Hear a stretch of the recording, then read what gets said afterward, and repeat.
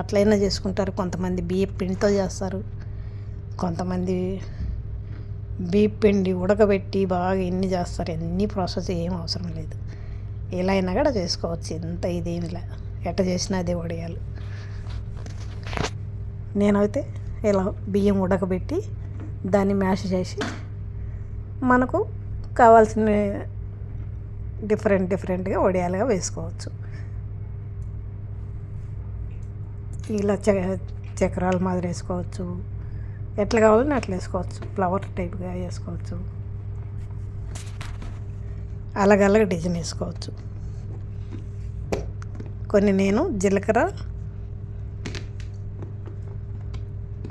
పచ్చిమిర్చి బేస్ట్ చేసినాను. కొన్ని కాలిమిర్చి మిరియాల పొడి వేసి చేసినాను. చాలా బాగుంటాయి చేసుకుంటే. అయితే ఓపిక ఉండాలి. ఇది చేయాలంటే చాలా ప్రాసెస్ పని ఉంటుంది. బోకులు ఇవన్నీ టైం పడుతుంది.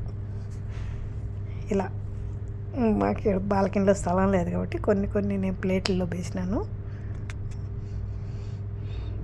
మళ్ళీ ఒక తర్వాత సోఫా మీదనే సాపేసి ఎండబెట్టినాను. ఇటు కొన్ని నీళ్లు తడిపి మనం గుడ్డకు నీళ్లు తడిపినామంటే ఆవిరికి ఊడొస్తాయి. కొంచెం 2-3 నిమిషాలు ఉండేసి తీసుకోవడమే. ఈజీగా ఊడొస్తాయి. కలర్గా వేసుకోవచ్చు. గ్రీన్ కలర్ కొన్ని, రెడ్ కలర్ కొన్ని అలా వేసినాను నేను. కొన్ని కలర్ ఎక్కువ ఏం మంచిది కాదు వేసినా.